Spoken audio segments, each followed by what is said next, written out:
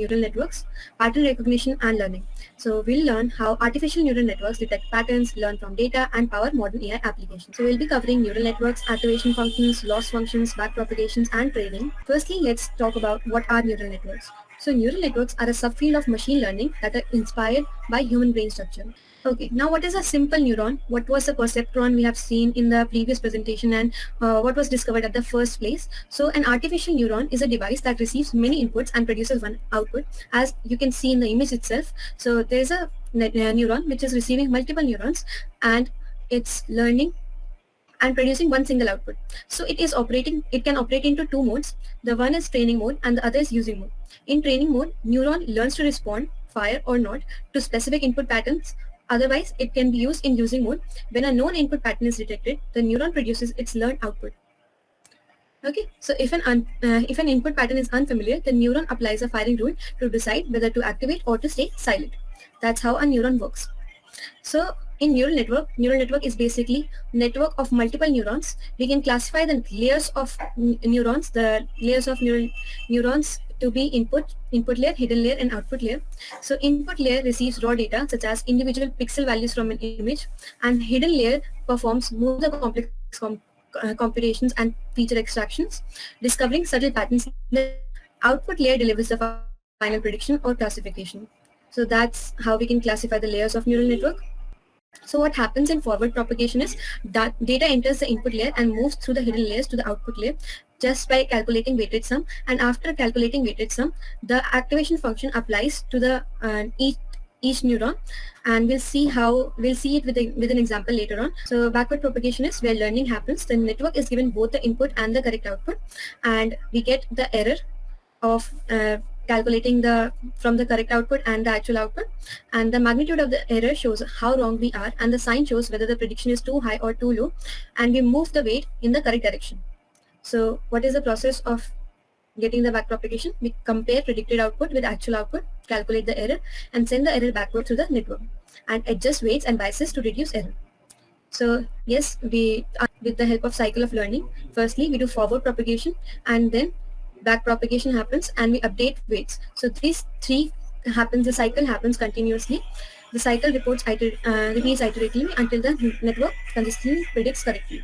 I will now talk about activation function. Let's take an example of a data distribution, and let's talk about how will a normal simple neural network will work in classifying this kind of data set. We are taking this example of a classification problem, and the data set right now which I have is have two different classes of data, and they're arranged in a circle. So it's a highly complex data set.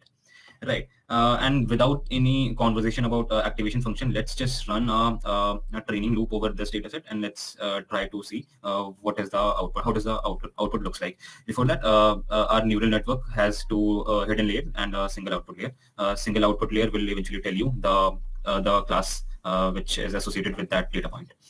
So if I move on to plotting the output of that neural network, you will see that on both the splits, our training accuracy overall is 50%, and our neural network is literally trying to create a line over a non-linear distribution, and it is trying to classify this data set using a linear boundary. And we can see it is this model at this stage is literally equivalent to a random guesser. It's really useless. So the activation function came in just to address this solution, this problem, and how we are doing it, how we are solving it using a nonlinear function, using an activation function. We will just discuss right now. So usually what happens is a simple neural network only a combination of linear functions. We use special functions, and eventually we the official term coined for these functions is activation function, because it has a sort of activation effect on every neuron. It has a property that it can change the distribution of that input. So okay, again, the formal definition of activation function are they are simple mathematical functions, and the sole purpose of using an activation function is whenever you want to induce non-linearity. And in modern use cases, every complex architecture uses an activation function. An activation function acts after the neuron computation is done. So but in a simple neuron, what happens is it accumulates all the previous outputs and then calculates the summation of the it's a weighted summation of all the outputs and adds a bias.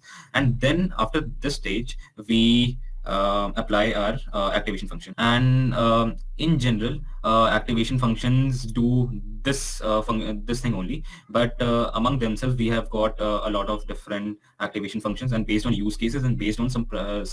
And okay, so before using an activation function on the previous slide, I showed you that this was the decision boundary our neural network could capture. Now let's see what happens after we apply activation function and what kind of decision boundary we will get eventually. And this is the kind of decision boundary we will get if we apply a ReLU activation function. And you can see the nature of this decision boundary is nonlinear, and it's basically plotting a circle, which is the intended solution here. Okay, now let's talk about individually each and every activation function. Let's talk about sigmoid first, because for this task, for our own task, sigmoid basically applies for a binary classification task. So usually when you want your answers in two distinct classes, 0 or 1, or cat or dog, you basically go for sigmoid. And for multi-classes, we will talk about softmax distribution, softmax activation functions. And this is the formula for sigmoid. And in general, sigmoid is basically one special case of softmax. Eventually, we are calculating probability of every input which we are passing to the function. So we are passing. So for binary classification, we usually have two classes, and we usually have two possible solutions. That's how we are talking about how much that particular data point reflects the nature of the class A or class 0. So that's how sigmoid. That's the core idea of sigmoid. Applying a sigmoid over for a binary classification. The sigmoid function is spans from 0 to 1. Its range lies between 0 to 1, and it's the formula is 1 upon 1 plus exponential of negative of that data point, and the derivative also lies between 0 to 0 to 1 only.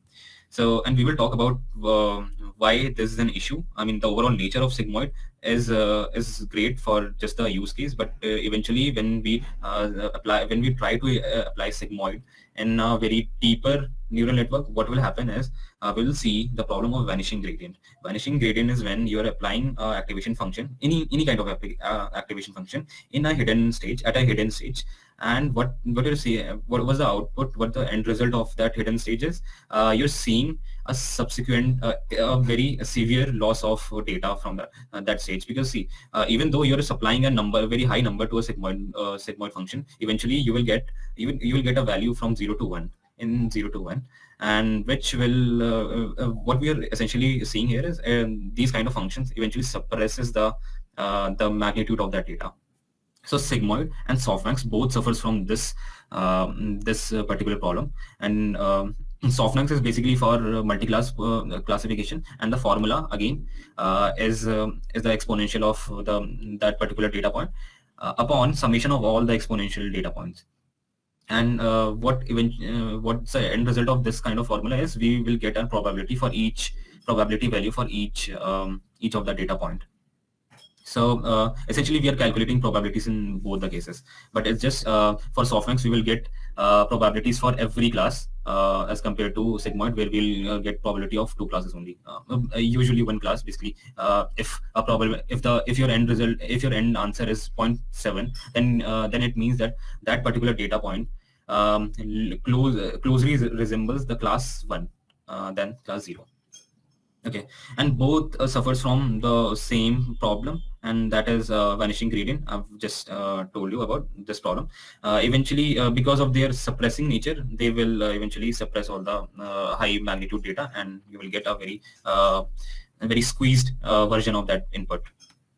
And again, derivative is hard to calculate. Why is that? Because we can see the derivative of softmax consists of exponential terms, and the problem is that calculating exponential by in terms of compute is relatively expensive.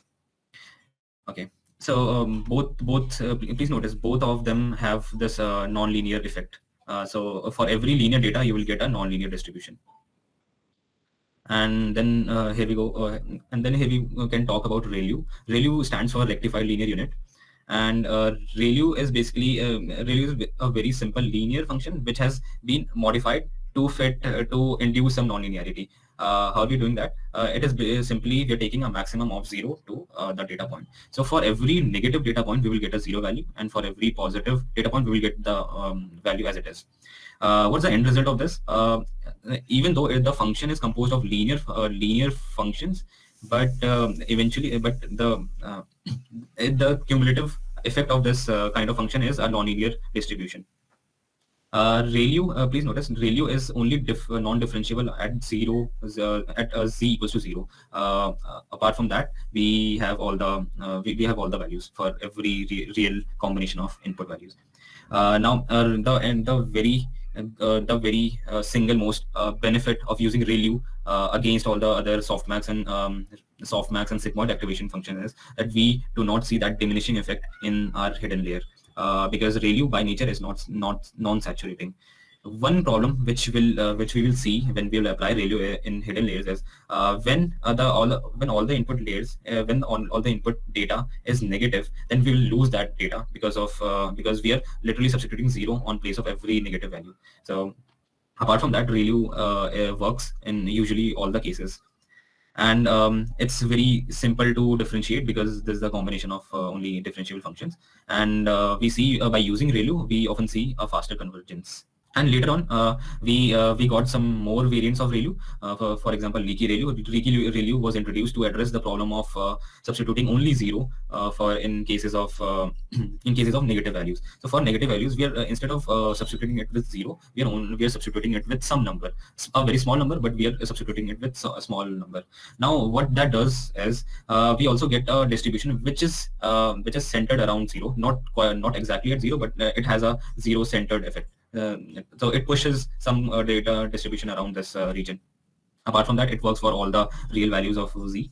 And leaky ReLU also can solve the problem of non-saturation.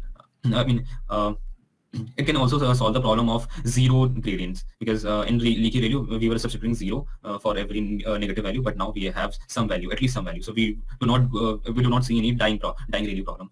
So apart from that, we also got exponential leaky variant, which instead of substituting for every negative value a fixed number, or a 0, we are substituting it with a exponential number. So we are calculating this exponential value on demand, and we are substituting it for all the negative numbers. Now, ELU has more zero centered effect because of this exponential modification.